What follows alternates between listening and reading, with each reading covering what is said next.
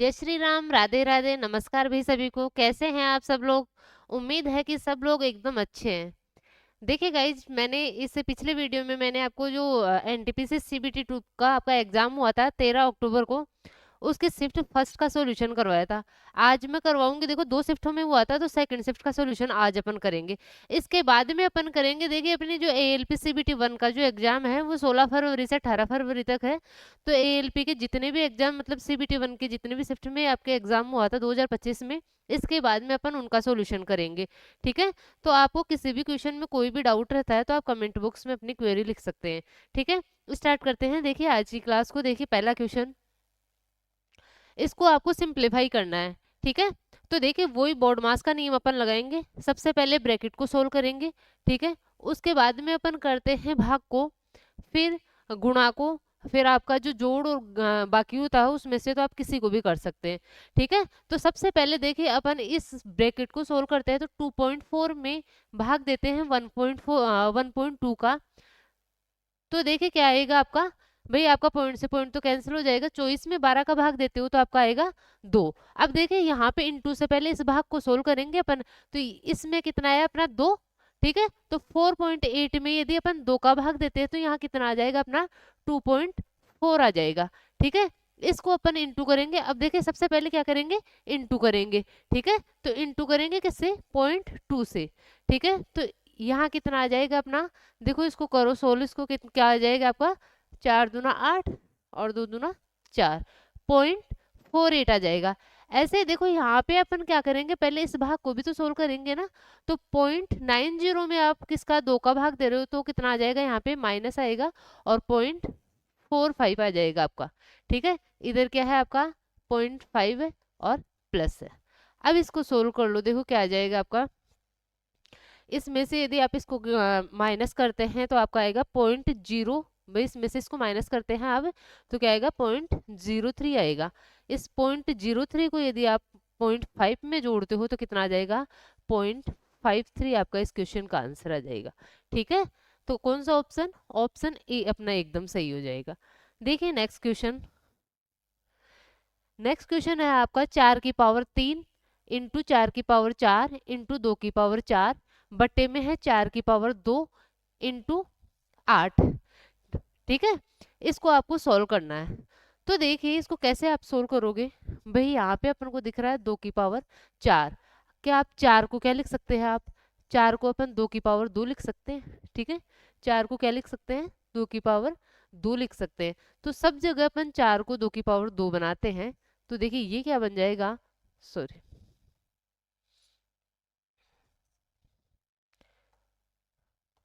ये आपका बन जाएगा 2 की पावर 2 की पावर कितना आ जाएगा आपका 3 इंटू ये आ जाएगा आपका 2 की पावर 2 की पावर 4 इंटू में है 2 की पावर 4 आपको दे रखा है, बटे में क्या हो जाएगा आपका 2 की पावर 2 की पावर क्या आ जाएगा 2 आ जाएगा। ठीक है। इंटू 8 को अपन क्या लिख सकते हैं, 8 क्या है 2 का क्यूब है, तो 2 की पावर 3 अपन इसको लिख सकते हैं। ठीक है। अब देखिए इसको क्या करते हैं, जब भी ऐसे पावर होती है तो इंटू हो जाती है ऐसे। ठीक है। तो ये हो जाएगा 2 की पावर 6 इंटू 2 की पावर 8 इंटू 2 की पावर 4 बटे में क्या है आपका 2 की पावर 4 इंटू 2 की पावर 3। ठीक है। अब देखिए जब बेस सेम होता है और इंटू बेस सेम होता है और इंटू में होता है तो आपकी जो पावर होती है वो क्या हो जाती है, ऐड हो जाती है, जुड़ जाती है। ठीक है। तो ऊपर वाले को मैं क्या लिख सकती हूँ, 2 की पावर 8 6 14 और 4 18, 2 की पावर 18 आ जाएगा। ऐसे ही नीचे क्या आ जाएगा, देखिए 2 की पावर 4 इंटू 2 की पावर 3 है तो पावर ऐड हो जाएगी, कितना हो जाएगा 2 की पावर 7 हो जाएगा। ठीक है। अब देखिए इसको सोल्व करते हैं अपन।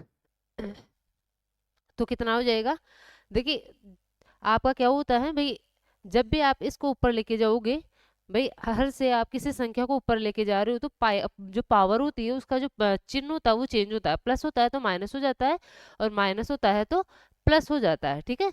तो इसको अपन सोल्व करते हैं। तो देखिए 2 की पावर 18 इंटू 2 की पावर -7 बन जाएगा। अब फिर से बेस सेम है तो पावर आपकी क्या हो जाएगी, जुड़ जाएगी। यहाँ पे माइनस का 7 है, 18 में से आप माइनस का 7 आप करते हैं तो क्या हो जाएगा 2 की पावर ये आ जाएगा 11। अब देखिए 2 की पावर 11 आपका क्या होता है भाई। सबसे पहले तो आप देखो कि 2 को आप कितनी भी बार इंटू करोगे आपका जो आंसर आएगा वो हमेशा एक सम संख्या ही आएगा।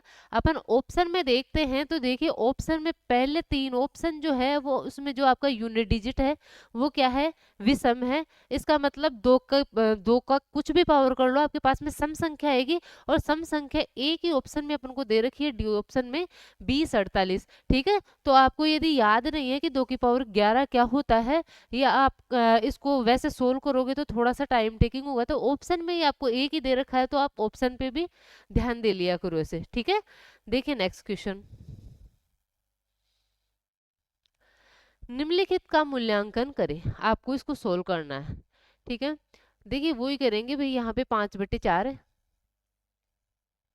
ठीक है, जब इसको सोल्व करते हैं तो नीचे एलसीएम 7 आएगा, वो ऊपर चला जाएगा और नीचे क्या बच जाएगा आपका 7 और 3 कितना हो जाएगा, 10 हो जाएगा। ये कितना है, 4/3 है। ठीक है, अब इसका क्या कर लो आप, एलसीएम ले लो।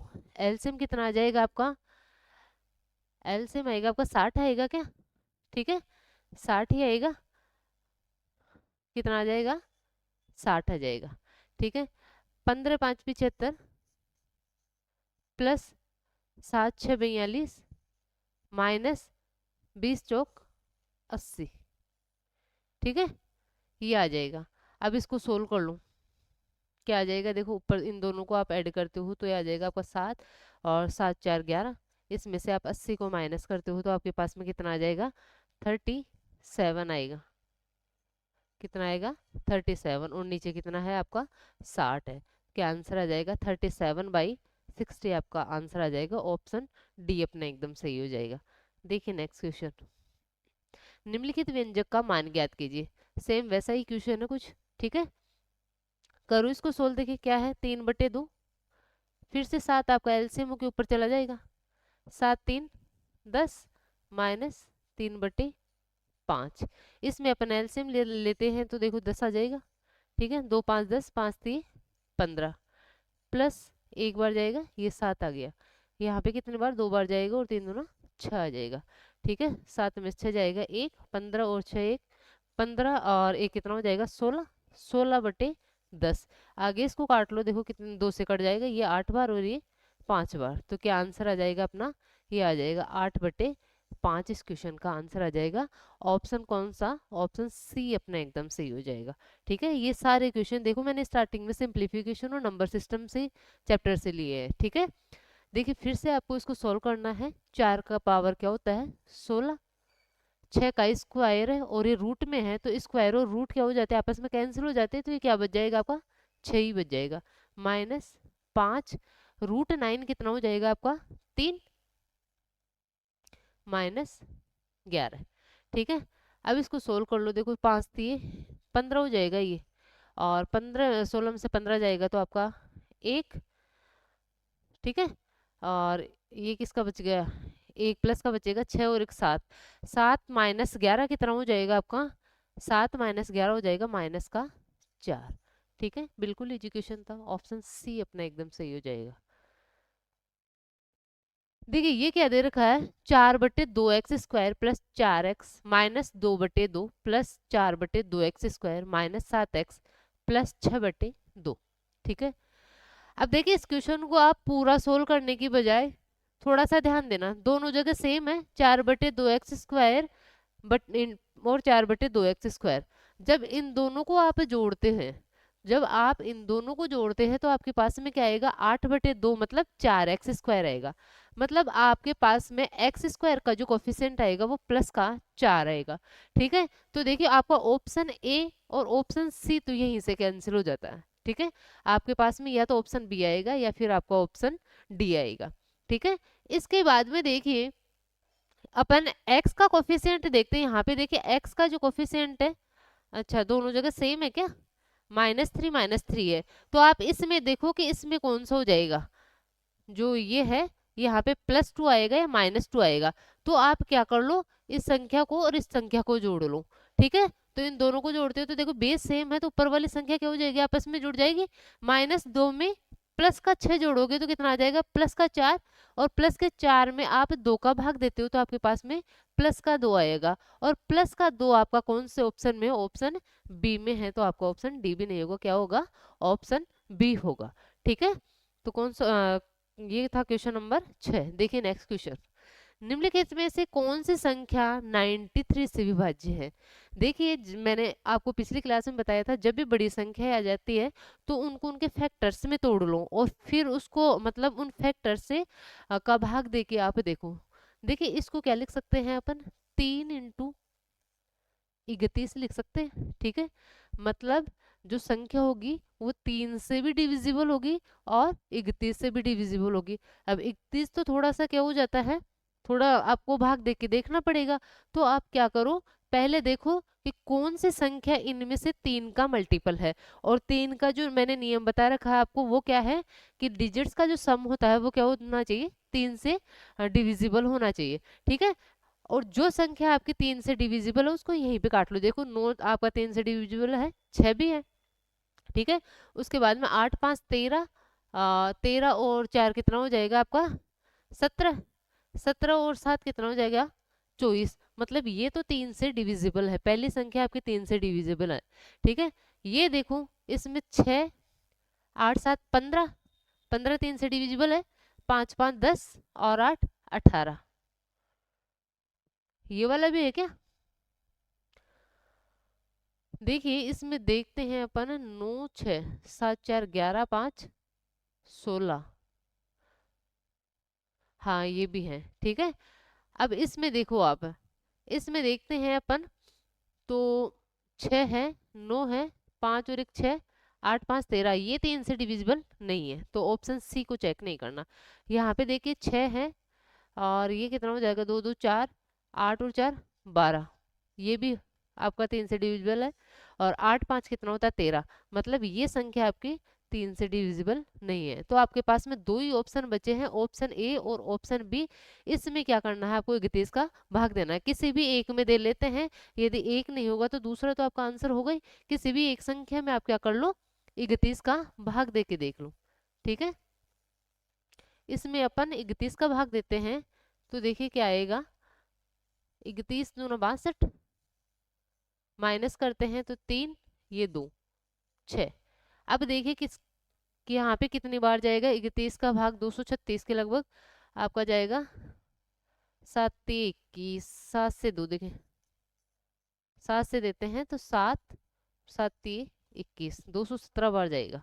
ठीक है, कितने बार दिया, 7 बार दिया। ठीक है, तो ये देखो अब कितना हो जाएगा आपका, यहाँ पे 9, ये 1, 19 बच गया।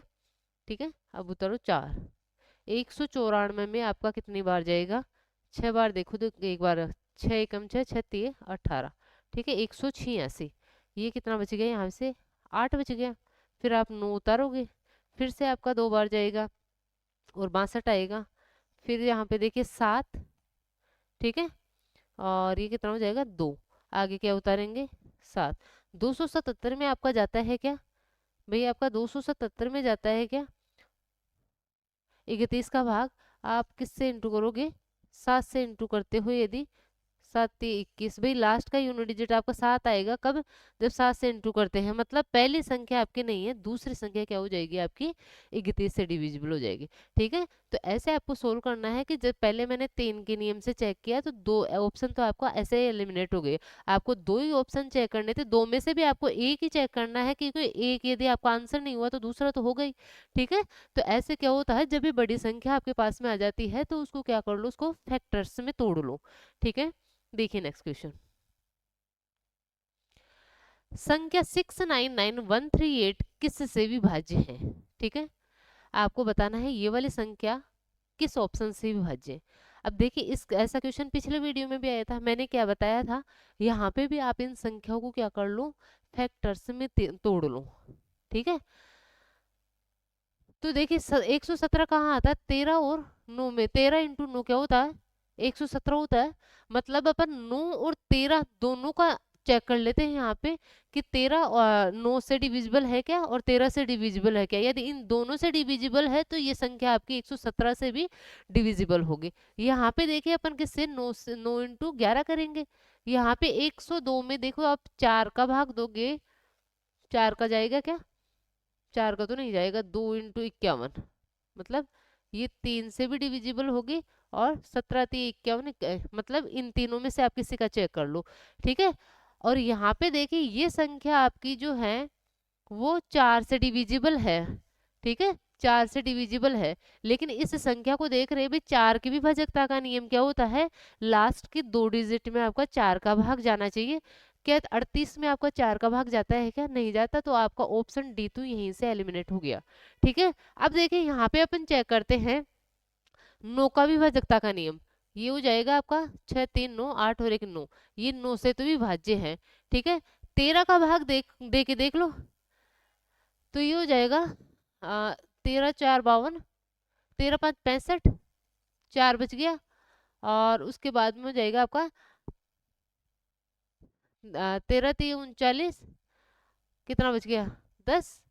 ठीक है, एक 13 8 100 13 7 91 होता है, फिर से आपके पास में 10 बच जाएगा, और 13 8 104 हो जाएगा, मतलब 128। क्या 13 से डिविजिबल है क्या ये? नहीं है 128, तो आपका ऑप्शन ए नहीं होगा। देखिए इसको चेक करते हैं, तो 11 का क्या होता है आपका, 11 का होता है ओड और इवन प्लेस पे जो संख्या होती है उनका योग होता है, उनका डिफरेंस या तो आपका होना चाहिए 0 या 11 का मल्टीपल आना चाहिए। ठीक है, तो देखिए करते हैं इसको, 6 9 15, और 15 और 3 कितना हो जाएगा 18, इसमें से माइनस करते हैं 9 और 1 10, और 8 क्या हो जाएगा 18, 18 माइनस 18 0, मतलब 11 से विभाज्य है ये संख्या, और 9 से तो अपन ने पहले ऑप्शन ए में ही चेक कर लिया था, तो कौन सा ऑप्शन अपना आ जाएगा, ऑप्शन बी अपना आ जाएगा, ये संख्या आपकी 99 से डिविजिबल है। ठीक है, देखिए नेक्स्ट क्वेश्चन, 24 की पावर -3 इंटू 15 की पावर -3 इंटू 17 की पावर -3 का सरलीकृत मान ज्ञात कीजिए। अभी अभी मैंने आपको बताया था कि, सॉरी वो नहीं, ये देखो इसमें क्या करोगे आप, इसको लिख सकते हैं 24 इंटू 15 इंटू 17 की पावर -3 लिख सकते हैं इसको। अब देखिए इन सबको इंटू कर दीजिए। ठीक है, और जब भी आपका 5 और एक सम संख्या हो तो सबसे पहले इनको इंटू किया करो, क्योंकि इनसे 0 बन जाता है। ठीक है, तो थोड़ा सा इजी रहता है।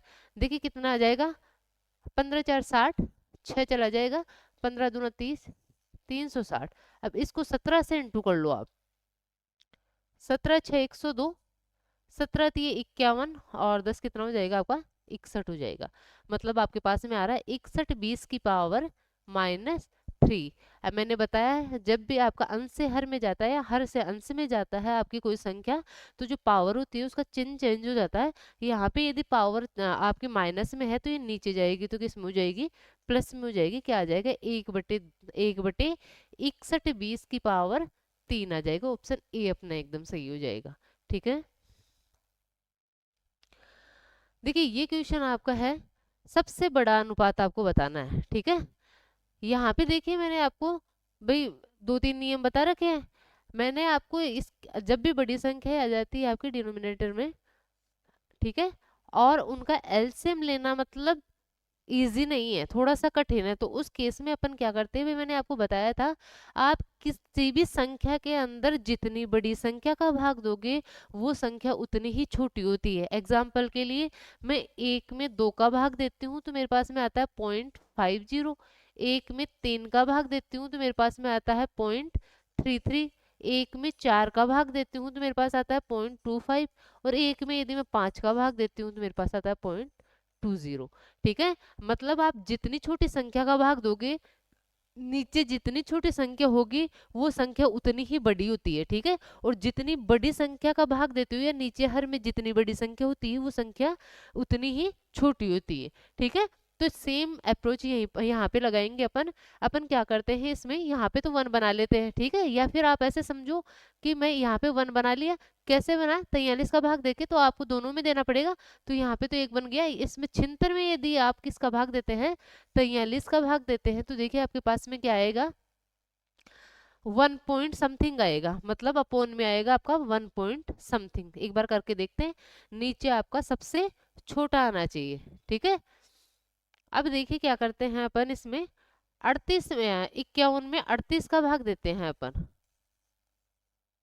ठीक है, 51 में 38 का भाग देते हैं तो आपका इसमें भी वन पॉइंट समथिंग आएगा। ठीक है, एक बार बाद में करते हैं इसको। देखो यहाँ पे 61 में 22 का भाग देते हैं तो ये तो नीचे आपका 2 पॉइंट कुछ आएगा। ठीक है, ऐसे यहाँ पे अपन 74 में 30 का भाग देते हैं तो देखिए आपका क्या आएगा, 1/, ये तो 2 पॉइंट समथिंग ये भी आएगा। मतलब आपको इन दोनों को तो चेक करना ही नहीं है, आपको इन दोनों को ही चेक करना है कि इन दोनों में छोटी संख्या कौन सी आ रही है नीचे। ठीक है भाई, मैंने आपको बोला था, नीचे यदि बड़ी संख्या आ रही थी वो संख्या छोटी होती है, अपन को तो सबसे बड़ा अनुपात चाहिए। तो सबसे बड़ा बड़ा अनुपात मतलब पता करने के लिए क्या करोगे, नीचे सबसे छोटी संख्या होनी चाहिए। ठीक है, तो देखिए यहाँ पे अपन कर लेते हैं 76 में अपन 43 का भाग देते हैं तो एक बार जाएगा 43, कितना बच जाएगा आपका 33। इस 330 के अंदर आप क्या कर लो, 43 का भाग देते हैं अपन तो ये हो जाएगा आपका 8 बार जाएगा, 8 8 3 24, 2 8 चौक 32 और 2 34, इतनी बार तो नहीं जाएगा, मतलब 0.7 बार जाएगा। ठीक है, 1.7। ऐसे 51 में अपन 38 का भाग देते हैं। ठीक है, तो यहाँ पे देखो यहाँ कितने बार जाएगा, ये एक बार चला जाएगा, कितना बच गया 13 बच गया। अब 38 में आपका कितनी बार, लगभग 8 चौक 32, 3 4 3 12 13 14 15, नहीं ये 3 बार ही जाएगा। ठीक है, मतलब यहाँ पे आ रहा है 1.3। अब 1.7 और 1.3 में 1.3 आपका कम है तो आपका यही अनुपात क्या हो जाएगा, सबसे बड़ा हो जाएगा। नीचे देखा करो कि नीचे क्या आना चाहिए, सबसे छोटी संख्या आनी चाहिए, वही क्या हो जाएगा, सबसे बड़ा अनुपात हो जाएगा। ऑप्शन बी अपना एकदम सही हो जाएगा। ठीक है, देखिए नेक्स्ट क्वेश्चन, यदि x y के व्युत्क्रमानुपाती है तथा x 4 होने पर y 6 है तो x का मान ज्ञात कीजिए जब y क्या है आपका 32 है।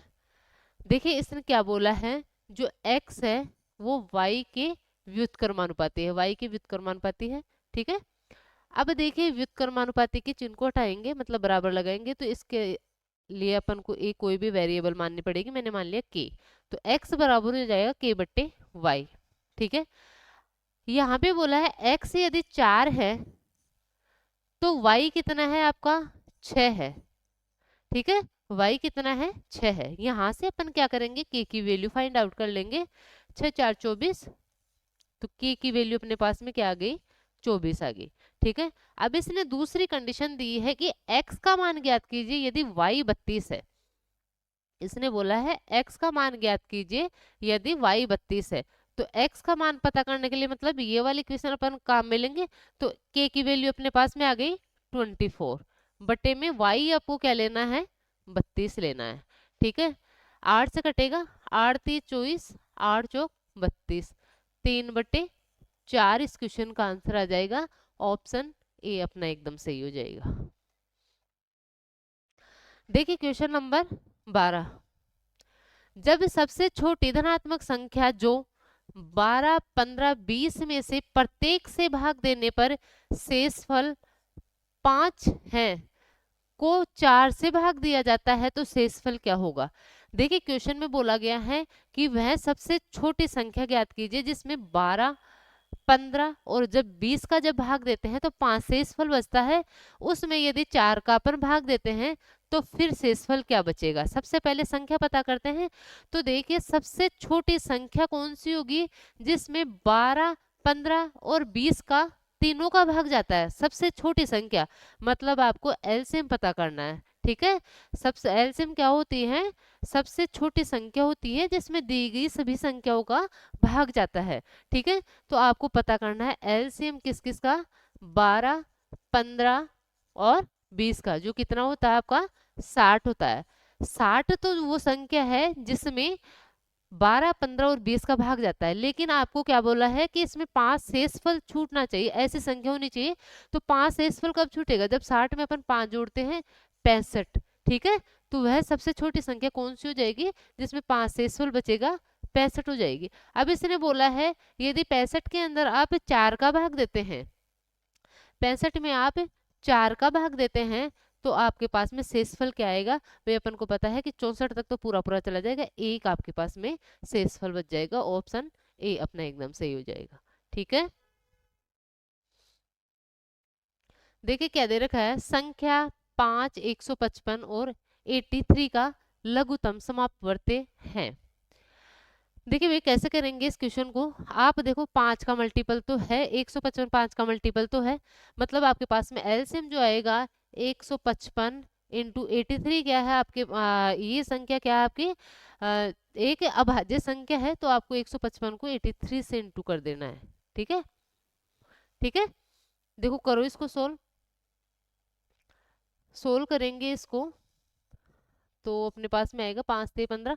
देखिए लास्ट के 2 डिजिट सब में आपके डिफरेंट है, तो आप लास्ट के 2 डिजिट ही पता कर लो, आपका आंसर आ जाएगा।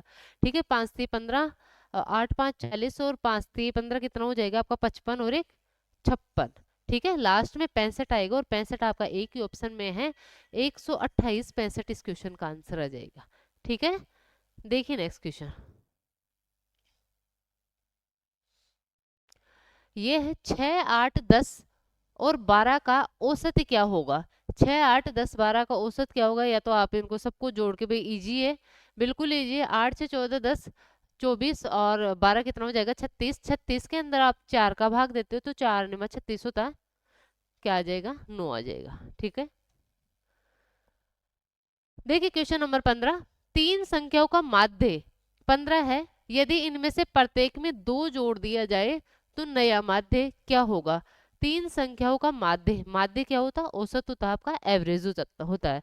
ठीक है, तो इसने बोला है कि प्रत्येक संख्या में 2 जोड़ दिया जाए तो नया माध्य क्या होगा। देखिए इसके पीछे का लॉजिक आपको पता है, तो ऐसे क्वेश्चन में आपको पेन उठाने तक की जरूरत नहीं है। ठीक है, वैसे आप यहाँ पे तो 3 संख्या ही दे रखा है, तो आप बेसिक से भी कर सकते हो, लेकिन आपको बेसिक से भी थोड़ा टाइम लगेगा। आपको यदि ये अप्रोच पता है, आपको ये नियम पता है आपका एवरेज चैप्टर का, कि यदि आपके पास में कुछ संख्याएं हैं और उनका एवरेज दे रखा है, यदि आप प्रत्येक संख्या में कोई चेंज कर रहे हैं, यदि आप प्रत्येक संख्या में कोई भी चेंज कर रहे हैं, कोई भाग दे रहे हैं, इंटू कर रहे हैं, आप जोड़ कर रहे हैं, या मतलब बाकी कर रहे हैं, कुछ भी कर रहे हैं, कोई भी चेंज आप कर रहे हो, तो आपके पास में नया जो औसत आएगा, आपको सेम चेंज आपको उस एवरेज के साथ में भी करना है जो पिछली संख्याओं का था। ठीक है, तो आपको क्या हो जाएगा इसका, भाई आप प्रत्येक संख्या में, ये वर्ड होना चाहिए कि प्रत्येक संख्या में वो चेंज होना चाहिए, प्रत्येक संख्या में चेंज हो रहा है, तो आप क्या कर दो भाई, प्रत्येक संख्या में 2 जोड़ रहे हो और नया माध्य आपसे पूछा है, तो आप क्या कर दो, पुराने माध्य में भी 2 जोड़ दो, आपके पास में नया एवरेज आ जाएगा, नया माध्य आ जाएगा। तो 15 में क्या करना है आपको, 2 को जोड़ना है तो 17 आता है, नया जो माध्य आएगा, नया जो एवरेज आएगा आपके पास में वो 17 आ जाएगा। ठीक है, देखिए क्वेश्चन नंबर 16, एक छात्रावास में 80 छात्र हैं, नए प्रवेशों के कारण 30 नए छात्र मेस में शामिल हो जाते हैं और मेस का दैनिक व्यय रुपए 260 बढ़ जाता है, जबकि प्रति व्यक्ति औसत व्यय रुपए 10 कम हो जाता है। मेस का मूल दैनिक व्यय निकटतम दहाई तक पूर्णांकित क्या था। देखिए बहुत ही इंपॉर्टेंट क्वेश्चन है, मैक्सिमम एग्जाम चाहे आपका एसएससी को हो चाहे आपका रेलवे को, मैक्सिमम एग्जाम में ऐसे पैटर्न के क्वेश्चन आपके बनते हैं, तो आपको अच्छे से इस क्वेश्चन को समझना है। एक बार ये क्वेश्चन समझ गए तो बहुत ही इजी, आप एक लाइन में इस क्वेश्चन को कर दोगे। ठीक है, इसने बोला है एक छात्रावास में 80 छात्र हैं, ठीक है, नए प्रवेशों के कारण 30 नए छात्र मेस में शामिल हो जाते हैं और मेस का दैनिक व्यय 260 बढ़ जाता है, जबकि प्रति व्यक्ति औसत व्यय 10 कम हो जाता है। सबसे पहले तो देखिए इसने बोला है कि मेस का मूल दैनिक व्यय आपको पता करना है। देखिए मैं क्या मान लेती हूँ कि माना जो मूल दैनिक व्यय है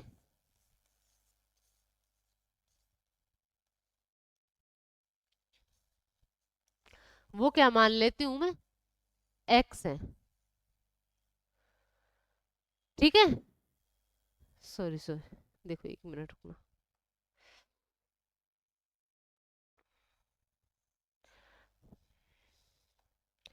देखिए कैसे करेंगे इस क्वेश्चन को। मैंने मान लिया कि शुरू में जो औसत है, जो एवरेज है, जो 80 छात्र हैं उनका जो एवरेज है वो कितना है, एक्स है। कितना है, एक्स है। मतलब 80 छात्रों का जो दैनिक व्यय वो जो एवरेज है दैनिक व्यय का वो कितना है, एक्स है।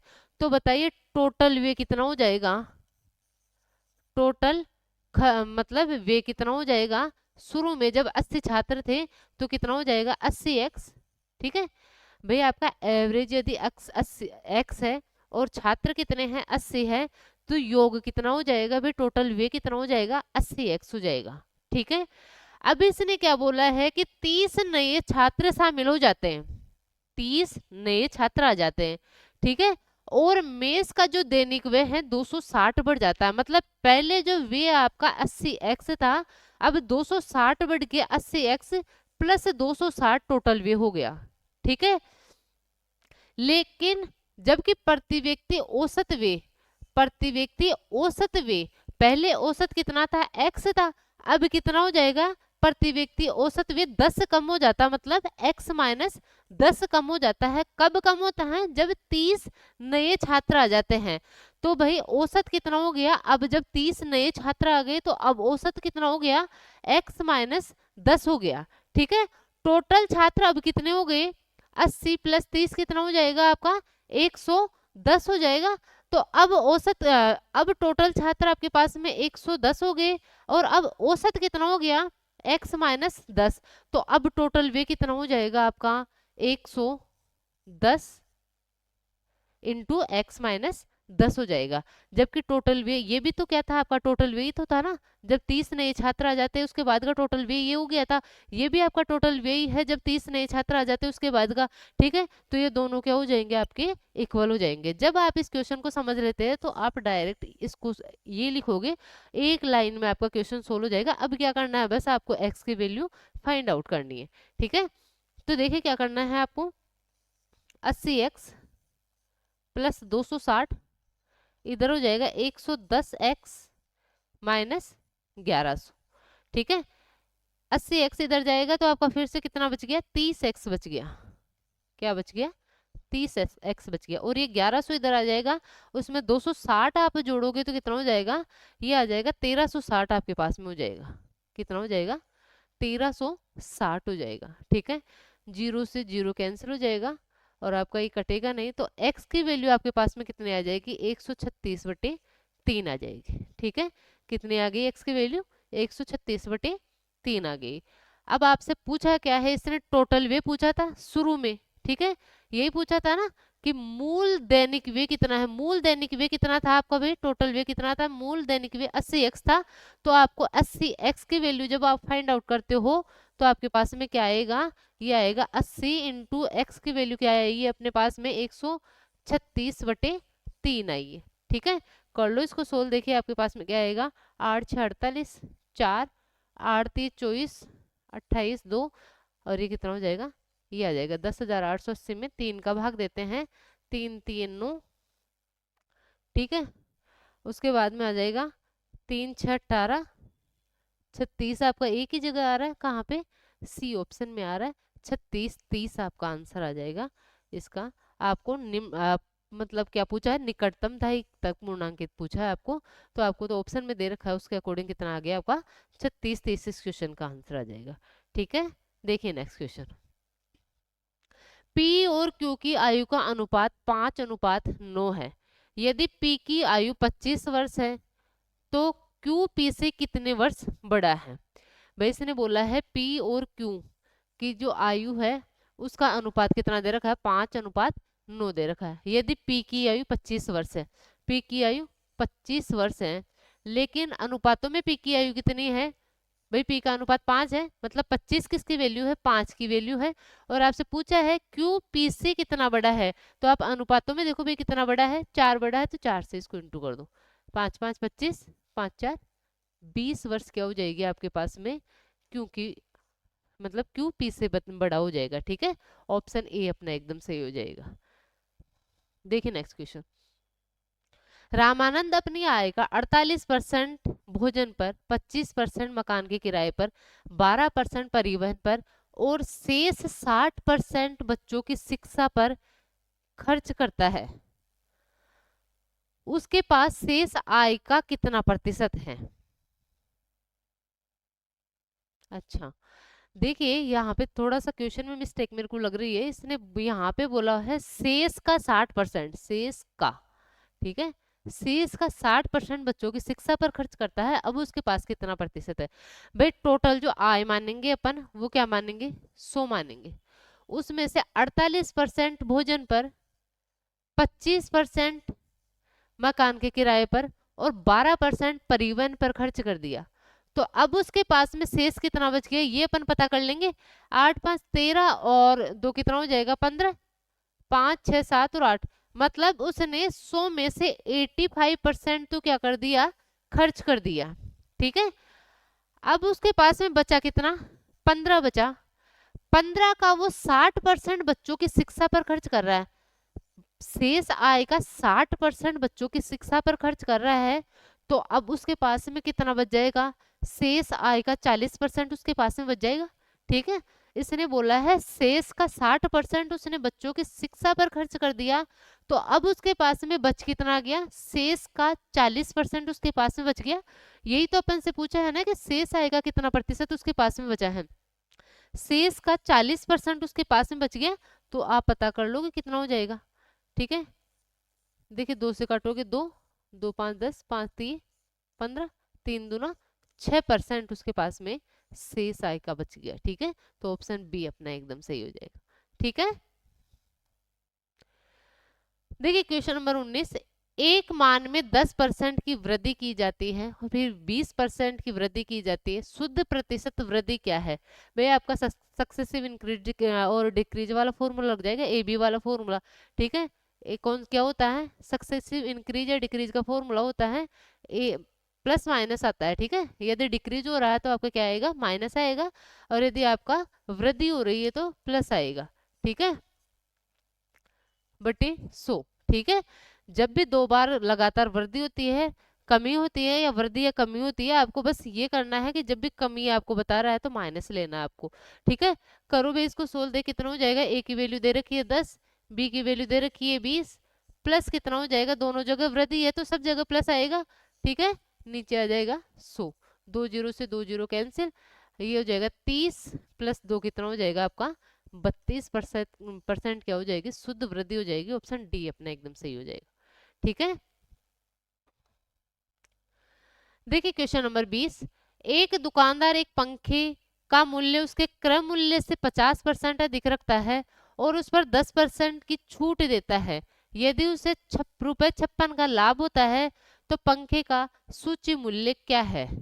देखिए भाई, जब भी आपके पास में क्रय मूल्य, मार्क प्राइस, डिस्काउंट और प्रॉफिट, इन चारों में कोई रिलेशन पूछा है, मतलब 3 की वैल्यू देके चौथा कोई सा भी आपसे पूछा है, तो उस केस में मैंने आपको बता रखा है कि आप क्या करोगे?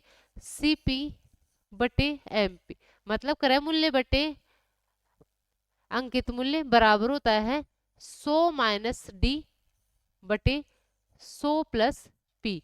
डी होता है आपका डिस्काउंट, पी होता है आपका प्रॉफिट। जब भी आप देखो आपको इन चारों में कोई से भी 3 देके आपको चौथा पूछ रहा है तो हमेशा आप ये लगा दो, आपका क्वेश्चन बहुत इजीली सोल्व हो जाएगा। ठीक है, यहाँ पे देखिए इसने बोला है कि क्रय मूल्य से 50% अधिक अंकित करता है, मतलब अंकित मूल्य आपका क्रय मूल्य से 50% अधिक है। मैं क्रय मूल्य को 100 मान लूं तो अंकित मूल्य आपका 50% ज्यादा, मतलब 50 ज्यादा होगा क्रय मूल्य से, मतलब अंकित मूल्य आपका हो जाएगा 150। डिस्काउंट इसने दे रखा है कितना? 10% की छूट देता है, तो डिस्काउंट दे रखा है यहाँ पे, इसको 10 दे रखा है तो 100 में से 10 माइनस होगा तो 90 बच जाएगा। नीचे अपन प्रॉफिट परसेंट पता कर लेते हैं। ठीक है, प्रॉफिट परसेंट अपन पता कर लेंगे। ठीक है, तो ये देखो 50 से काटते हैं ये 2 बार, ये 3 बार, 2 से इसको काटोगे 45 आपका आ जाएगा। ठीक है, तो आपका यहाँ से देखिए कितना हो जाएगा? 100 प्लस पी आपका किसके बराबर हो जाएगा? 135 के बराबर हो जाएगा। मतलब प्रॉफिट जो आपको हुआ है वो कितने परसेंट का प्रॉफिट हुआ है, 35% का प्रॉफिट हुआ है। लेकिन क्वेश्चन में उसने बोला है कि आपको जो लाभ हुआ है वो कितने का, प्रॉफिट कितने का, 56 रुपए का हुआ है। मतलब आप जो 56 है वो किसकी वैल्यू है, 35। मतलब 56 35 क्या हो जाएगा, 56 आपकी किसकी वैल्यू हो जाएगी, 35 की हो जाएगी। ठीक है, पूछा क्या है, सूची मूल्य आपसे पूछा है, आपका आपका अंकित मूल्य आपसे पूछा है। तो अंकित मूल्य के लिए आप क्या कर दोगे, किससे इंटू करोगे, 150 से इसको इंटू करोगे। तो 150 से इसको क्या कर लो, इंटू कर लो। ठीक है, 5 से काटते हो, 5 7 35, 5 से ये कटेगा 30 बार, 7 से ये कटेगा 7 8 56 होता है क्या। ठीक है, तो ये हो जाएगा 8 3 24, 240 रुपए उसका क्या हो जाएगा, सूची मूल्य हो जाएगा। ठीक है, देखिए नेक्स्ट क्वेश्चन, कौन सा ऑप्शन देख लो आप, ऑप्शन आपका ए एकदम सही हो जाएगा। देखिए नेक्स्ट क्वेश्चन, देखिए क्वेश्चन नंबर 21, वस्तु x और y के क्रय मूल्यों का अनुपात 2:3 है। एक व्यक्ति वस्तु x को बेचकर 43% का लाभ अर्जित करता है और वस्तु y को बेचकर 12% की हानि उठाता है। पूरे लेन देन में उसका लाभ या हानि प्रतिशत क्या होगा। भाई दो वस्तुएं हैं x और y, और उनके क्रय मूल्य का जो अनुपात है वो दे रखा है आपका 2:3 दे रखा है। ठीक है, एक व्यक्ति वस्तु x को बेचने से उसको हो रहा है 43% का लाभ हो रहा है। ठीक है, और वस्तु y को जब बेचता है तो उसको 12% की हानि उठानी पड़ती है। ठीक है, किससे करेंगे, या तो आप वेटेड एवरेज से कर लो या आप डेविएशन से कर लो। वेटेड एवरेज से करते हैं इजी हो जाएगा, इन दोनों को इंटू करना, देखो कितना हो जाएगा आपका, 4 दूना 8, 86 हो जाएगा। ठीक है, और यहाँ पे माइनस हो जाएगा आपका 12 3 36। ठीक है, और बटे में क्या कर दो आप, 3 और 2 5 का भाग लगा दो। ठीक है, तो इसको सोल्व करते हैं तो 0 और 5 बटे में आ जाएगा 5। ठीक है, कितना आ जाएगा आपका, 10% का क्या हो जाएगा, उसको प्रॉफिट हो जाएगा। प्लस में आ रहा है तो प्रॉफिट होगा उसको कितने परसेंट का, 10% का। ऑप्शन ए अपना एकदम सही हो जाएगा। देखिए नेक्स्ट क्वेश्चन, क्वेश्चन 22 है, एक बेईमान दुकानदार अपना सामान लागत मूल्य पर बेचने का वादा करता है, हालांकि वह एक ऐसे बांट का इस्तेमाल करता है जिसका वजन वास्तव में उस पर लिखे बांट से 37% कम है। उसका लाभ प्रतिशत ज्ञात कीजिए। भाई क्या बोल रखा है इसने, एक बेईमान दुकानदार है, वो अपना जो सामान है वो लागत मूल्य पे बेचने का वादा करता है। मतलब वो बोल रहा है कि मैं जितने में खरीद के लाया हूँ उतने में ही आपको दे रहा हूँ। ठीक है, लेकिन वो देखो मतलब गलती कहाँ कर रहा है, वो बेईमानी कहाँ कर रहा है, जो उसके पास में बांट है उसमें वो 37% कम तोलता है। मतलब 100 की वस्तु को वो 37% कम तोलेगा। कितना तोलेगा, ये हो जाएगा आपका 63। मतलब वो जो सामान है वो खुद तो, भाई उसने बोला है कि मैं 100 kg 100 रुपए में लेके आया हूँ। ठीक है, अब वो दे तो क्या रहा है, 100 रुपए में दे रहा है, लेकिन क्या कर रहा है, 100 kg की जगह वो कितना दे रहा है, ओनली 63 kg दे रहा है। मतलब वो 63 kg वो खुद तो 63 रुपए में लेके आया होगा, अब दे कितने में रहा है, 100 में दे रहा है। तो यहाँ से देखिए अपने पास में सीपी और एसपी का क्या आ जाएगा, रेशियो ले लिया करो। ठीक है, रेशियो मेथड से इसको करते हैं। भाई आप देखो कि वो दे कितना रहा है, 63 kg दे रहा है। मैंने भाई माना है 100 kg लेके आता है, 100 रुपए में लेके आता है, 1 kg 1 रुपए का।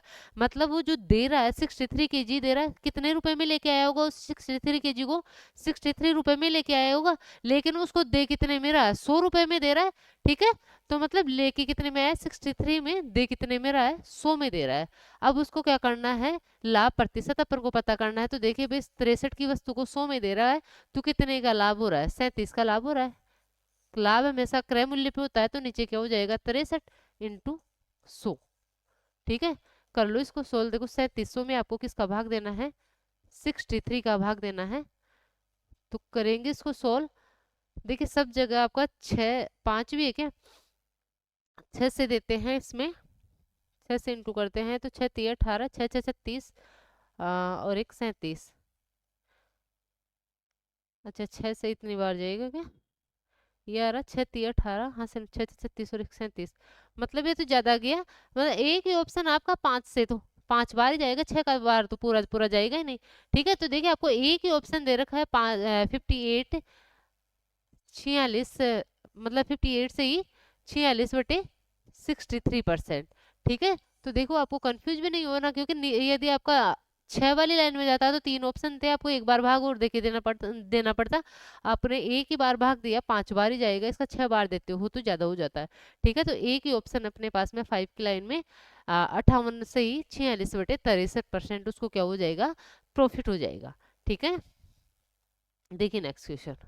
क्वेश्चन 23 है, एक दुकानदार किसी उत्पाद पर 10%, 15% और 20% की 3 क्रमागत छूट देती है। वह एकल समतुल्य छूट प्रतिशत ज्ञात कीजिए जिसके परिणाम स्वरूप अंतिम मूल्य समान हो। भाई आपको 3 छूट दे रखी है और आपको क्या करना है, एकल छूट निकालनी है। देखिए एक तो थोड़ा सा मैं आपको थोड़ा सा मतलब इजी सा मेथड बता दूं, जब भी 10% आता है, जब भी ये 10% आएगा, आपको एक बात ध्यान रखनी, जो आंसर होगा उसका डिजिटल सम भी 10 होगा। ठीक है, यदि 10 मतलब 10 या 1 होगा आपका। ठीक है, मतलब आपके पास में जब भी एक छूट, 3 में से आपके पास में एक छूट यदि 10% है, तो उसका जो आंसर आएगा उसका भी डिजिटल सम 10 होगा। सबसे पहले जब भी आप इस 10 को देखो तो ये चेक किया करो कि ऑप्शन में एक में ही तो डिजिटल सम 10 नहीं है क्या। ठीक है, यदि एक ही ऑप्शन में आपका 10 है तो आपका वही ऑप्शन हो जाएगा, आपको इसको सोल्व करने की भी जरूरत नहीं रहेगी। ठीक है, तो देखिए अपन डिजिटल सम करते हैं। यहाँ पे 8 4 12, मतलब यहाँ पे तो 3 आ रहा है, ये तो नहीं होगा। 5 4 9, ये भी नहीं होगा। ठीक है, 8 8 16, 16 और 3 19, और 19 का जब डिजिटल सम करते हो तो आपके पास में 10 आता है। ठीक है, मतलब ये वाला ऑप्शन आपका हो सकता है, एक बार इसको भी चेक करो। 8 4 12, 12 और मतलब 8 2 10 और 4 14, 14 का क्या डिजिटल सम आपका होता है क्या, 10 नहीं होता, 5 होता है। तो आपका एक ही ऑप्शन है जहाँ पे आपका डिजिटल सम कितना आ रहा है, 10 आ रहा है। तो जब भी ऐसा आता है कि एक ही ऑप्शन हो, आपको एक छूट 10% दे रखी है और आपके पास में एक ही ऑप्शन हो जिसका डिजिटल सम 10 है, तो आपको ऐसे क्वेश्चन को सॉल्व करने की भी जरूरत नहीं है, वही आपका आंसर हो जाएगा। ठीक है, वैसे इस क्वेश्चन को करते हैं अपन, तो आप या तो डिजिटल सम लगा लो या 100 से भी कर लो। ठीक है, 100 से करते हैं तो देखिए 100 की वस्तु को 10% की छूट के साथ 90 में बेचोगे। ठीक है, 15%, फिर 15% की छूट दोगे मतलब 85%, और फिर 20% की छूट देते हो मतलब 80%। ठीक है, सोल्व कर लो इसको, विक्रम मूल्य आपके पास में आ जाएगा। 2 जीरो से 2 जीरो कैंसिल, इन 2 जीरो से ये 2 जीरो कैंसिल। अब देखिए आपके पास में 1 जीरो और कैंसिल हो जाएगा, ये 2 से 4 बार कट जाएगा और ये 5 से 17 बार कट जाएगा। 17 4 68, 68 में यदि आप, अच्छा 9 भी तो है ना, 68 को यदि आप 9 से इंटू करते हैं तो देखिए कितना हो जाएगा, 8 9 72, 7 9 6 54, और 7 कितना हो जाएगा आपका 61, मतलब 61.2 क्या हो जाएगा, उसका विक्रय मूल्य हो जाएगा। आपको एकल छूट निकालनी है, मतलब 100 की वस्तु को आप बेचे कितने में हो, 61.2 में बेचे हो, तो आपको लाभ कितना, वो आपको जो छूट मिली है एकल छूट कितने की मिल जाएगी भाई, इन दोनों को माइनस करोगे तो आपके पास में देखो कितना आ जाएगा, यहाँ पे वही 38.8% आपके पास में एकल छूट आ जाएगी। ठीक है, तो आप करो तो इससे कर लो, रेशियो मेथड से करो तो आप रेशियो मेथड से भी कर सकते हो, या फिर आपको ये चीज आपको ध्यान रखनी है कि जब भी आपका एक छूट 10% दे रखी है तो आप पहले ऑप्शन को चेक करो कि कहीं एक ही ऑप्शन में तो आपका डिजिटल सम 10 नहीं है क्या। ठीक है, देखिए नेक्स्ट क्वेश्चन। शुद्ध घी की कीमत रुपए 86 पर किलोग्राम, इनमें इसमें रुपए 43 पर केजी, ठीक है लिख रखा, पर केजी वाले वनस्पति तेल की मिलावट करके एक बेईमान दुकानदार इस मिश्रण को रुपए 80 पर केजी की दर से बेचता है, जिससे उसे 60% का लाभ होता है। वह दोनों को किस अनुपात में मिलाता है। भाई देखिए क्या है, एक है 86 रुपए पर केजी के भाव का क्या है, घी है, और एक वनस्पति तेल है 43 रुपए पर केजी। अब एक दुकानदार होता है इन दोनों को मिक्स करके बेच देता है। ठीक है, इन दोनों को मिक्स करके बेच देता है, तो आपको बताना है कि, और फिर बेचता कैसे है, 80 रुपए पर केजी की दर से बेचता है, तो उसको कितने का लाभ हो रहा है, 60 का लाभ हो रहा है। ठीक है, तो देखिए सबसे पहले इसको देखो कैसे करोगे, एलिगेशन से करेंगे। एक जो है शुद्ध घी है उसका जो भाव है वो कितना है, 86 पर केजी है। यहाँ पे जो वनस्पति तेल है उसका जो भाव है वो कितना है, 43 रुपए पर केजी है। ठीक है। अब देखिए यहाँ पे क्या है, ये सीपी है, ये सीपी है। भाई को दुकानदार खुद भी कहीं से लाया ही होगा ना, उसको मतलब खरीद के लाया ही होगा ना, तेल को और घी को, दोनों को। तो ये सीपी हो गया और ये सीपी हो गया, लेकिन 80 रुपए में बेच रहा है, ये क्या हो गया, एसपी हो गया। तो जब भी ऐसा होता है, एलिगेशन अपन जब भी लगाते हैं, तो यहाँ पे जो यूनिट होती है वो सेम होनी चाहिए। मतलब ये सीपी है, ये सीपी है, तो यहाँ पे भी सीपी आना चाहिए। यहाँ ये एसपी है, ये एसपी है, तो ये भी एसपी होना चाहिए। ये प्रॉफिट है, ये प्रॉफिट है, तो ये भी प्रॉफिट होना चाहिए। मतलब तीनों जगह आपका सेम होना चाहिए। तो देखिए ये क्या है, आपका एसपी है, सीपी नहीं, ये दोनों आपका सीपी है। ठीक है। तो इसको, इसका एससीपी पता करने के लिए अपन क्या करेंगे, भाई जो मिश्रण है वो 80 रुपए पर केजी की दर से बेच रहा है, जिससे उसको 60% का लाभ होता है। 60% का मतलब 3/5। 60% की फ्रैक्शन क्या हो जाएगी, 3/5 हो जाएगी। मतलब 5 की कोई वस्तु है उस पे 3 का लाभ लेके बेच रहा है, तो कितने में बेचेगा, 8 में। मतलब ये आपका 80 किसकी वैल्यू हो जाएगी, 8 की वैल्यू हो जाएगी। आपको क्रय मूल्य निकालना है, तो क्रय मूल्य किससे इंटू करेंगे अपन, 5 से इंटू करेंगे। कितना आ जाएगा आपका, ये आ जाएगा आपका 50 आ जाएगा। ठीक है। क्रय मूल्य कितना आ गया आपका, 50 आ गया। अब जो मिश्रण होता है उसका जो है उसको क्या करेंगे, बीच में लिखते हैं, तो यहाँ पे लिखेंगे। अब देखिए किस अनुपात में मिलाएंगे, ये पता करने के लिए आप क्या करो, बड़े में से छोटे को घटा के इधर लिख दो, और यहाँ पे इस बड़े में से छोटे को घटा के इधर लिख दो। ठीक है। 86 में से 50 को घटाते तो अपने पास में आता है 36। ठीक है। और यहाँ पे देखिए 43 में से अपन किसको घटाते हैं, 50 में से 43 को घटाएंगे तो अपने पास में आएगा 7। तो भाई वो किस अनुपात में मिला रहा है, 7:36 के अनुपात में उन दोनों को मिक्स कर रहा है। ठीक है। तो कौन सा ऑप्शन अपना सही हो जाएगा, ऑप्शन सी अपना एकदम सही हो जाएगा, 7:36 इस क्वेश्चन का आंसर हो जाएगा। देखिए क्वेश्चन नंबर 25, कंटेनर ए में 30 लीटर शुद्ध दूध है जिसकी कीमत 40 रुपए प्रति लीटर है, और कंटेनर बी में 50 लीटर शुद्ध दूध है जिसकी कीमत है 50 रुपए प्रति लीटर। सभी सामग्री को एक साथ मिला दिया जाता है, तो मिश्रण की प्रति लीटर औसत कीमत कंटेनर ए के दूध के प्रति लीटर औसत कीमत से कितनी अधिक या कम है। भाई देखो इस क्वेश्चन को कैसे करेंगे, इसने बोला है सबसे पहले आपको बोला इसमें क्या पता करना है, जो मिश्रण है उसको किस दर से आप बेच रहे हैं। ठीक है। मतलब उसका भाव क्या है। इसने बोला है 30 लीटर शुद्ध दूध है जिसकी कीमत है 40 रुपए पर लीटर। ठीक है। और कंटेनर बी है उसमें 50 लीटर दूध है और उसकी जो कीमत है वो 50 रुपए पर लीटर है। ठीक है। अब आपको क्या कर रहा है, इन दोनों को मिला रहे हैं, मिश्रण के प्रति लीटर औसत कीमत, मतलब आपको मिश्रण की प्रति लीटर औसत कीमत पता करनी है। ठीक है। तो आप कैसे करोगे भाई, इसमें आप क्या लगा दो, 0 से 0 कैंसिल करके आप इसका अनुपात बना लोगे। तो आप इसको डेविएशन से या फिर वेटेड एवरेज से कर लेते हैं। देखिए इन दोनों को इंटू करते हैं, 4 3 12 120, 5 5 25, 250। इसमें भाग दे दो आपको 5 और 3 8 का, आपके पास में क्या आ जाएगा, ये मिश्रण का क्या आ जाएगी, औसत कीमत आ जाएगी। ठीक है। तो देखिए सोल्व करते हैं इसको, 5 2 7, 2 रिक 3। ठीक है। ये क्या आ जाएगी, मिश्रण की औसत कीमत आ जाएगी। ठीक है। तो आपको पूछा क्या है, कंटेनर ए के दूध की प्रति लीटर औसत कीमत से कितनी अधिक या कम है, किसकी, मिश्रण की। ठीक है।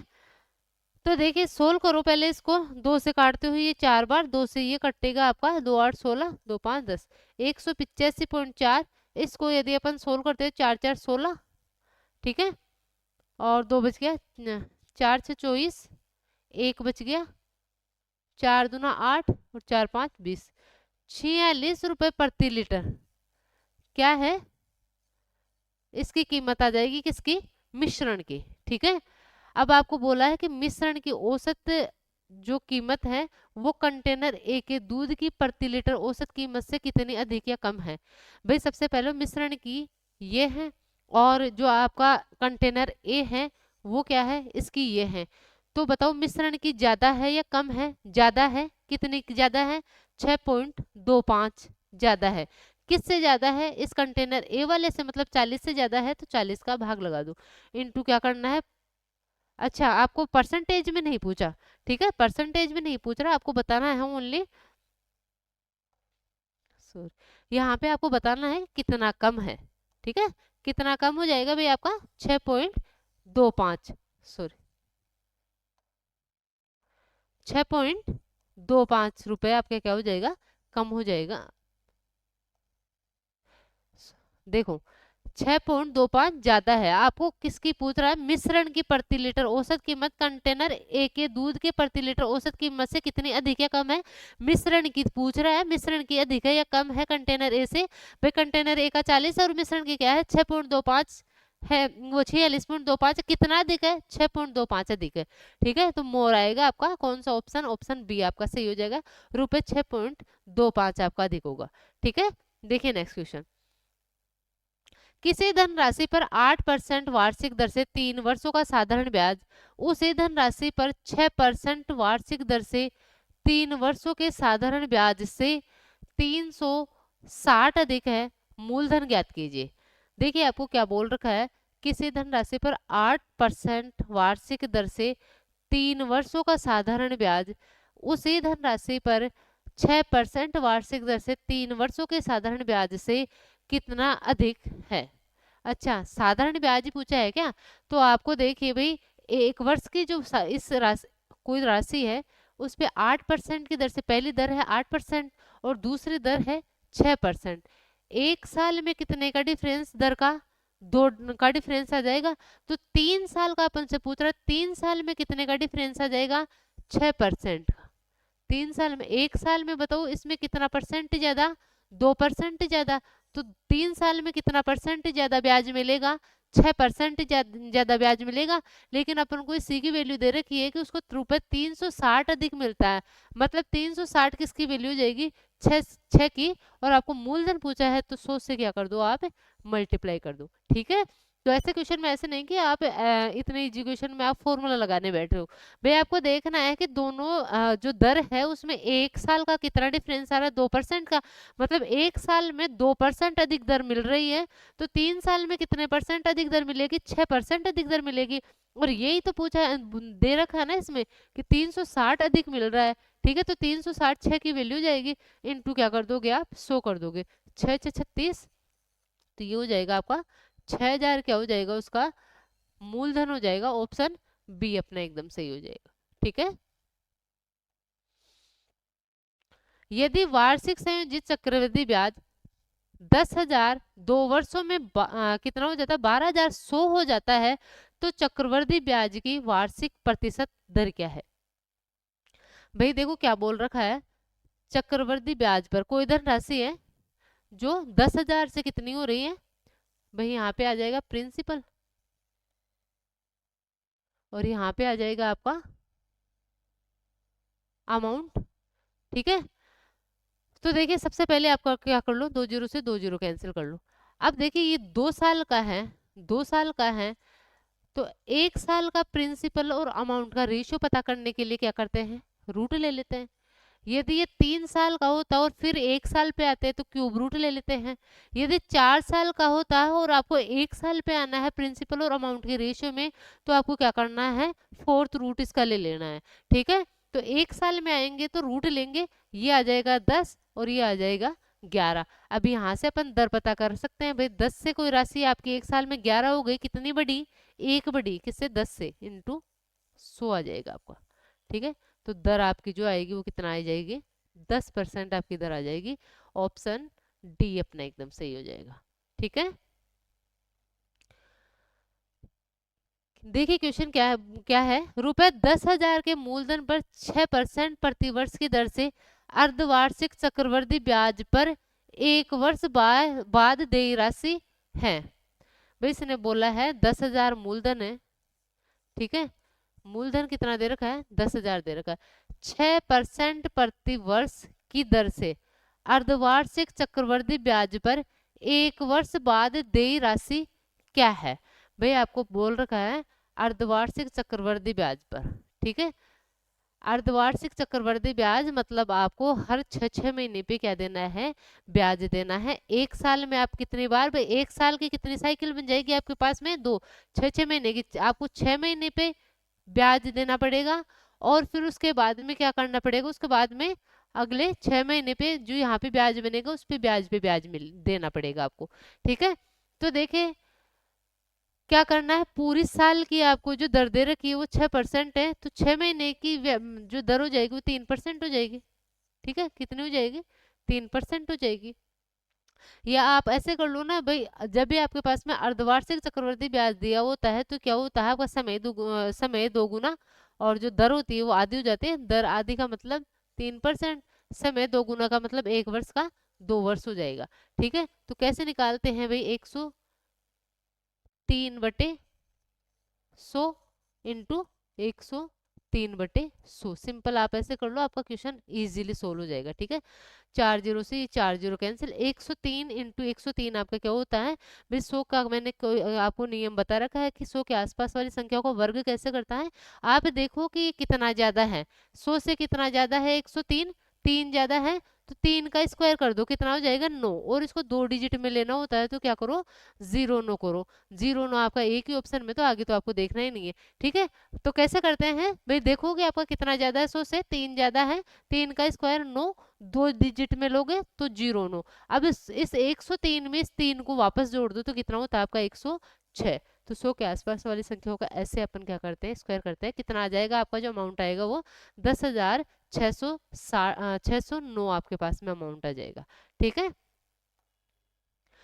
देखिए क्वेश्चन नंबर 29, एक व्यक्ति निश्चित दूरी 3 किलोमीटर पर घंटे की गति से 13 घंटे में तय करता है और कुछ अधिक दूरी 6 किलोमीटर पर घंटे की गति से 15 घंटे में तय करता है। तय की गई पूरी दूरी के लिए उसकी औसत गति ज्ञात कीजिए। भाई औसत गति ज्ञात करने के लिए सबसे पहले आपका क्या होता है, औसत गति कैसे पता करते हैं, कुल दूरी बटे कुल समय। तो आपको सबसे पहले डिस्टेंस निकालनी है। डिस्टेंस कैसे निकालते हैं अपन, चाल इंटू समय करते हैं। ठीक है, तो देखिए डिस्टेंस यहाँ पे निकालेंगे कैसे, पहली जो दूरी है वो 3 किलोमीटर पर घंटे की चाल से 13 घंटे में जाता है। ठीक है, तो 3 घंटे में कितनी दूरी गया होगा वो, 39 किलोमीटर। ठीक है, और दूसरी दूरी वो कर रहा है कैसे कर रहा है, 6 किलोमीटर पर घंटे की जो चाल है उससे 15 घंटे तक जाता है।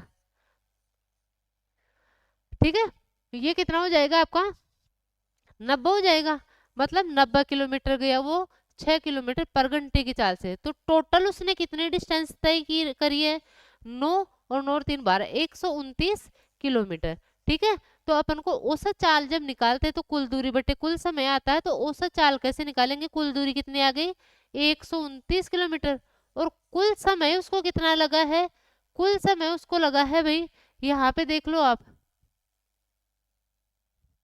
कहाँ जाएगा, कुल समय उसको लगा है 13 और 15 आपका कितना हो जाएगा 13, यहाँ पे 13 घंटे लगे हैं, और यहाँ पे आपको लगा है कितना 15 घंटे लगे हैं, तो 13 और 15 28, कुल दूरी बटे कुल समय आ जाएगा, तो 129 में आपका कर लो 28 का भाग दे लो। देखिए कितना हो जाएगा आपका, ये हो जाएगा 28 4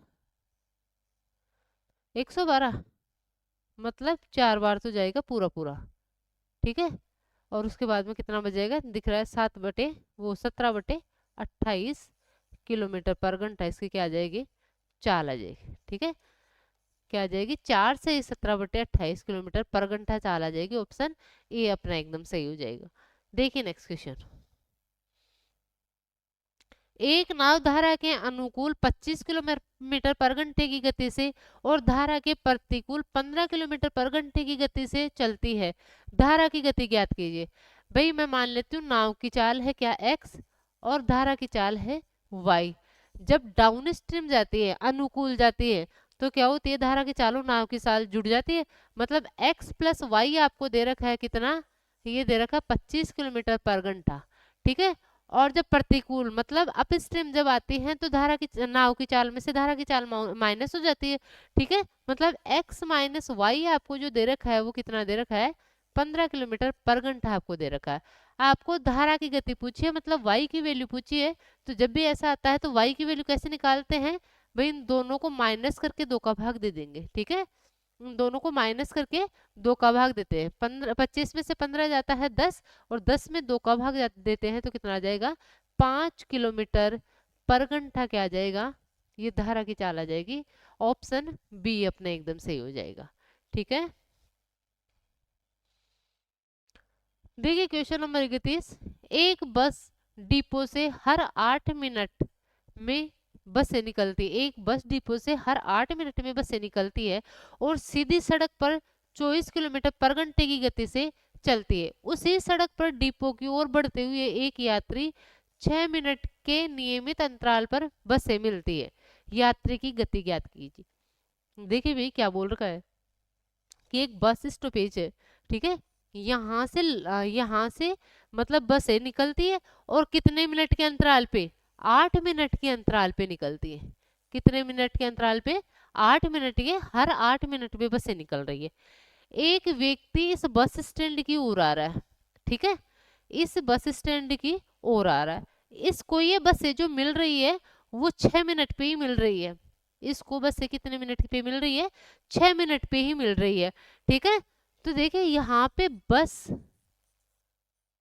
टाइम का जो अनुपात आएगा, देखिए टाइम का अनुपात निकालेंगे। बस है जो निकल रही है वो 8 मिनट के अंतराल पे निकल रही है, लेकिन यहाँ पे जो व्यक्ति और जो बस मिलते हैं, व्यक्ति और जो बस मिलती है कितने मिनट के अंतराल पे, 6 मिनट के अंतराल पे मिल जाते हैं। ठीक है, तो अपन क्या करेंगे, सबसे पहले यहाँ से अपन टाइम का रेशियो पता करेंगे, 4:3। अपन को पता है कि चाल का रेशियो टाइम का उल्टा होता है, मतलब जो टाइम होता है वो चाल के इनवर्सली प्रोपोर्शनल होता है। ठीक है, तो यहाँ से चाल का जो रेशियो आएगा अपने पास में वो कितना आ जाएगा, 3:4 आ जाएगा। ठीक है, यहाँ पे देखिए ये क्या है, बस की चाल है। यहाँ पे क्या है, बस की चाल और व्यक्ति की चाल। जब भी दो ऑब्जेक्ट आपके एक दूसरे के विपरीत आते हैं तो क्या होता है, बस चालें जुड़ जाती है। मतलब यहाँ पे जो चाल है वो व्यक्ति की चाल और बस की चाल दोनों की है। ठीक है, तो जो बस की चाल अपन को 3 दे रखी है, मतलब इसमें 3 तो क्या है, बस की चाल है, और 1 क्या हो जाएगी, आपकी व्यक्ति की चाल हो जाएगी। ठीक है, बस की चाल अपन को दे रखी है क्वेश्चन में कितनी, 24 किलोमीटर पर घंटा। तो ये 24 किसकी वैल्यू हो जाएगी, 3 की वैल्यू जाएगी। अपन को जो व्यक्ति है उसकी चाल निकालनी है, तो व्यक्ति की चाल के लिए किससे इंटू कर दो आप, 1 से इंटू कर दो। ये कितना हो जाएगा, 3 8 24 होता है, तो कितना हो जाएगा आपका, 8 किलोमीटर पर घंटा। अच्छा हाँ, किलोमीटर में आएगा। 8 किलोमीटर पर घंटा में तो दे रखा है ना आपको, 8 किलोमीटर पर घंटे में क्या है, उस आदमी की चाल हो जाएगी। ऑप्शन सी अपना एकदम सही हो जाएगा। ठीक है, देखिए क्वेश्चन नंबर 32। एक त्रिभुज की भुजाएं 189, 48 और 195 सेंटीमीटर है, इसका क्षेत्रफल क्या है। देखिए मैंने पिछली क्लास में भी आपको बताया था, जब भी आपके पास में ऐसी संख्या आती है तो देखो कि ये किसी से कट रही है क्या। यदि कट रही है तो आप काटो और देखो कि भाई आपको, भाई इतने इतने बड़े ट्रिपलेट तो किसी को याद नहीं रख सकते, कोई भी याद नहीं रख सकता इतने बड़े। तो आप क्या करो कि इनका क्या लो, अनुपात लो, और उसके बाद में देखो कि कहीं ये कोई आपका ट्रिपलेट तो नहीं है, क्योंकि आपका राइट एंगल ट्राइंगल में ट्रिपलेट बनते हैं, और यदि ट्रिपलेट बन रहा है तो क्षेत्रफल निकालना बहुत ही इजी होता है। क्या होता है फॉर्मूला, 1/2 आपका आधार इंटू ऊंचाई होता है। ठीक है, तो सबसे पहले देखिए ये आपका 3 से डिविजिबल है, ये आ जाएगा 3 6 18, 3 3 9, ये आ जाएगा आपका 3 3 6 18, और ये आ जाएगा 3 6 18, और ये कितना हो जाएगा, 3 5 15। 63 16 और 65 का आपका क्या होता है, ट्रिपलेट होता है। ठीक है, 16 63 का अपना ट्रिपलेट होता है एक। ठीक है, यदि आपको ट्रिपलेट नहीं पता है तो कम से कम 100 के जो अंदर है वो ट्रिपलेट तो आप याद करके रखो, क्योंकि जब भी आपके पास में ऐसा क्वेश्चन आएगा तो आप ट्रिपलेट वाले, यदि ट्रिपलेट आपको याद है तो बहुत ही इजीली ऐसे क्वेश्चन को सॉल्व कर दोगे। यदि इसमें ही रोज फॉर्मूला आप लगाओगे तो थोड़ा सा लेंदी आपके लिए हो जाएगा। ठीक है, तो देखिए करो, इसको सोल्व करते हैं।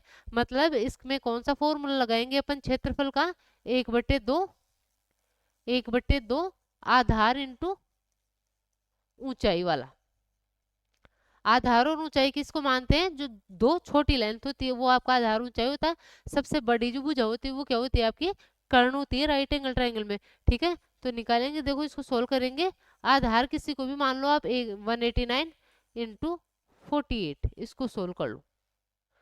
ठीक है, सोल्व करो, देखो 2 से काटते हैं 24 बार। ठीक है, अब देखिए कितना हो जाएगा आपका। 24 को इंटू करो किससे? इससे 189 से, तो करो देखो भाई, इसको सोल्व करते हैं। 9 4 9 चौक 36, देखिए आपको यूनिट डिजिट से ही हो जाएगा।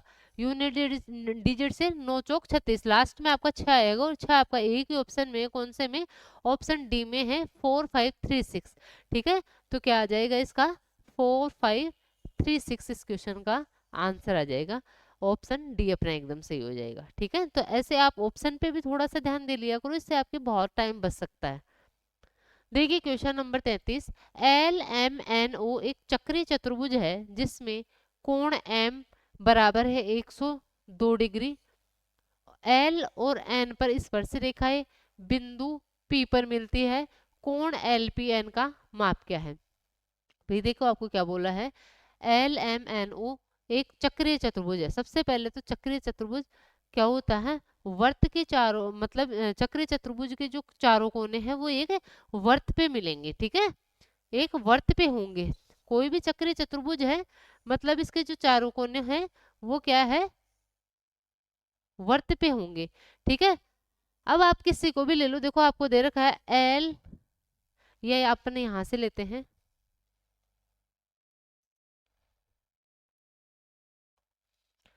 L M N O. L और एन से स्पर्श रेखाएं बिंदु पी पर मिलती है, एल और एन से। ठीक है, इन दोनों से स्पर्श रेखा है आपके, ये स्पर्श रेखा है, कहाँ पे मिल रही है? ये मिलती है आपकी कहाँ पे? पी पे मिलती है। ठीक है, पी पे मिल रही है।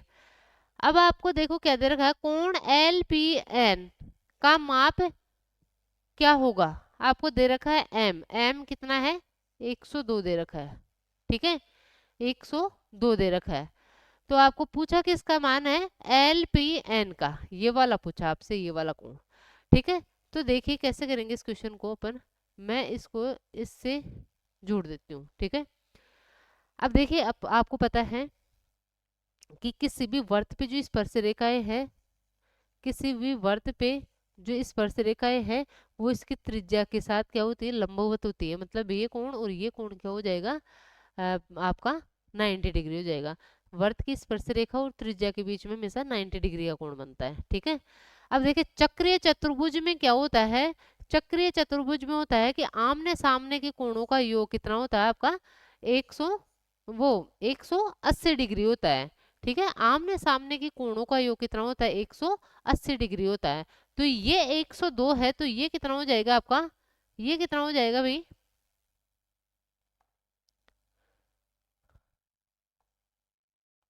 ये हो जाएगा आपका कितना? 78 डिग्री। ठीक है, ये कितना हो जाएगा? 78 डिग्री। और आपको ये भी प्रॉपर्टी याद होगी कि किसी वर्त के द्वारा, मतलब किसी वर्त की जीवा पर उसकी, किसी वर्त की जीवा के द्वारा उसकी परिधि पर बनाया गया कोण उसके जो केंद्र होता है उस पे बनाए गए कोण का आधा होता है। मतलब यदि ये कोण आपका थीटा है तो ये 2 थीटा होगा। ठीक है, मतलब जो केंद्र पे बनाया जाता है वो कोण आपका परिधि पर बनाए गए कोण का क्या होता है? दुगना होता है। तो मैं देखो इसको क्या मिला मिला के एक जीवा बना लेती हूँ, तो ये कोण 78 है, तो ये कितना हो जाएगा? 8 दूना 16, 7 दूना 14 और 15, 156 डिग्री होता है। और ये क्या है आपका? एक भाई आपका ये दोनों 90 डिग्री हो गए, मतलब 180 डिग्री हो गई, ये 156 है, तो ये कितना हो जाएगा? ये भी आपका कितना हो जाएगा? 180 में से आप क्या करोगे? 156 डिग्री को माइनस करोगे तो आपके पास में कितना आ जाएगा? ये आ जाएगा आपका 24 डिग्री आ जाएगा। क्या कितना आ जाएगा? 24 डिग्री इसका आंसर आ जाएगा। ठीक है, ऑप्शन सी अपना एकदम सही हो जाएगा। देखिए नेक्स्ट क्वेश्चन, एक ठोस अर्धगोले का कुल पृष्ठीय क्षेत्रफल 155 सेंटीमीटर है, इसकी त्रिज्या सेंटीमीटर में है। भैया आपको एक ठोस अर्धगोला दे रखा है, उसका कुल पृष्ठीय क्षेत्रफल 155 सेंटीमीटर है, तो इसकी त्रिज्या क्या हो जाएगी? भैया आपका जो अर्धगोला होता है उसका कुल पृष्ठीय क्षेत्रफल क्या होता है? 3 पाई r² होता है। ये कितना दे रखा है अपन को? 155 दे रखा है। ठीक है, कर लो इसको सोल्व। पाई अपन को 22/7 लेना है, क्वेश्चन में दे रखा है। आपको त्रिज्या पता करनी है, तो r² बराबर 155। ठीक है, करो सोल्व। देखिए इसमें 3 का भाग तो नहीं जाएगा, 11 से भी नहीं कटेगा ये तो। 22×3 = 66, मतलब 155 को आप 7 से इंटू करते हो, 7×5 = 35। और देखो यहाँ पे 5 आपका एक ही ऑप्शन में दे रखा है, मतलब ऑप्शन सी आपका आएगा। तो देखिए ये क्वेश्चन आपका एज इट इज ऐसे कैसे एग्जाम में ऑप्शन ऐसे ही आए हुए हैं। तो देखो ऐसे ऐसे क्वेश्चन मैंने कितने सारे बता दिए कि ऑप्शन को आप देख लेते हो तो आपका बहुत सारा टाइम बच रहा है। ठीक है, तो ऑप्शन पे एक बार आप जरूर ध्यान देना। अभी यहाँ पे देखिए करके देख लो एक बार सोच। 7×5 = 35, 3 7×5 = 35, 3 38। और ये कितना हो जाएगा? 7×1 = 7 और 3 कितना हो जाएगा आपका? 10। ठीक है, नीचे आ जाएगा आपका 66। r² है, दोनों तरफ रूट लोगे तो क्या हो जाएगा आपका? r आ जाएगा। और यही अपन से पूछा है, क्या आ जाएगा आपका? r क्या आ जाएगा? त्रिज्या क्या आ जाएगी? √1085/66 आ जाएगा। ऑप्शन सी अपना एकदम सही हो जाएगा। ठीक है, देखिए भाई लास्ट क्वेश्चन। एक लंबवर्तीय शंकु की त्रिज्या 8 सेंटीमीटर, ऊंचाई 15 सेंटीमीटर है। शंकु का कुल पृष्ठीय क्षेत्रफल ज्ञात कीजिए। देखिए भाई जो शंकु होता है उसका टोटल सरफेस एरिया होता है, उसका फॉर्मूला क्या होता है? πr+r+l होता है। ठीक है, यहाँ पे आपको शंकु की त्रिज्या दे रखी है, r दे रखी है 8 और ऊंचाई दे रखी है 15। आपको l पता करना है, तो जिसको पता है वो तो सीधा करेगा कि l की वैल्यू यहाँ से 8 15 17, मतलब 17 आएगी l की वैल्यू। और जिनको नहीं पता तो वो देखो कि l आपका क्या होता है। ऐसे आपका एक शंकु है, ठीक है, इसमें ऐसे अपन इससे केंद्र से मिलाते हैं, तो ये होती है आपकी त्रिज्या, ये होता है h और ये होता है आपका l। ये क्या होता है? एक राइट एंगल ट्रायंगल बनता है। तो ये दोनों आपका आधार और लंब हो जाएगा, और ये क्या हो जाएगा? आपका कर्ण हो जाएगा। कर्ण क्या होता है आपका? इन दोनों का स्क्वायर करके रूट ले लेते हैं, या फिर आपका ट्रिपलेट लग रहा है सीधा सीधा 8 15 और 17 का एक ट्रिपलेट होता है। तो यदि ये 8 दे रखा है, ये आपको 15 दे रखा है, तो ये आपका 17 हो जाएगा। ठीक है, तो ये ट्रिपलेट्स बहुत इंपॉर्टेंट है, आपको लगभग 100 तक के आपको ट्रिपलेट याद होने चाहिए। ठीक है, तो एल आपका 17 है, तो यहाँ पे पुट कर लो भाई 22/पाई। तो आपको रखना ही नहीं है, पाई तो आपको ऐसे कैसे रखना है? ठीक है, पाई को ऐसे ही रखना है। आर कितना दे रखा है आपको? 8 दे रखा है, और ये 8 + 17 कितना हो जाएगा? 17 और 8 कितना हो जाएगा आपका? 25। और 25 8 200 होता है, तो 200 पाई क्या हो जाएगा आपका? इस क्वेश्चन का आंसर हो जाएगा। ठीक है, तो देखिए इसके साथ में ही मैंने पूरे 35 क्वेश्चन जो आपके शिफ्ट सेकंड में आए थे एनटीपीसी सीबीटी 2, 13 अक्टूबर को आपका पेपर हुआ था, उसका सॉल्यूशन करवा दिया है। बहुत अच्छे से मैंने आपको सॉल्यूशन करवाया। सब क्वेश्चन को आपको एंड तक देखना है वीडियो को, और कोई भी डाउट रहता है तो आप कमेंट बॉक्स में कमेंट जरूर करके पूछे। अब मैं इसके बाद में आपको करवाऊंगी एएलपी सीबीटी 1 के जितने भी पेपर हुए थे आपके 2025 में, उन सब के सॉल्यूशन मैं आपको करवाऊंगी, क्योंकि आपका एएलपी का एग्जाम आने वाला है। तो देखिए रेलवे में क्या होता है, आप किसी भी एग्जाम की तैयारी कर रहे हो तो आप रेलवे के कोई सा भी पेपर जो आपके हो गए प्रीवियस ईयर में, जो भी आपका, चाहे आप एएलपी की दे रहे हो तो आप एनटीपीसी के भी क्वेश्चन सोल्व करो, क्योंकि वही क्वेश्चन आपके पैटर्न तो वो सेम ही रहता है। तो आप सब क्वेश्चन सब जो पेपर है उनके क्वेश्चन सोल्व किया करो, प्रीवियस ईयर लगाया करो, सेम क्वेश्चन आपके आ जाते हैं। ठीक है, तो इसके बाद में मैं आपको एएलपी सीबीटी 1 के पेपर करवाऊंगी। आपको पूरा, आपको रोज जो मेरे वीडियो अपलोड होते हैं सबको आपको देखना है, और मेरे चैनल को ज़्यादा से ज़्यादा शेयर करना है। ठीक है, मैं बहुत ही जल्द आपके लिए इसी मेरे चैनल पे पूरी मैथ यूट्यूब पे बिल्कुल फ्री पढ़ाऊंगी। ठीक है, पूरा जितना जीरो लेवल से बिल्कुल हाई लेवल तक की मैथ, जिस भी कोई भी एग्जाम हो, चाहे आपका एसएससी हो, रेलवे हो, बैंकिंग हो, कोई भी आपका एग्जाम हो जिसमें मैथ पूछी जाती है, सबके लिए बहुत बेनिफिशियल रहेगा।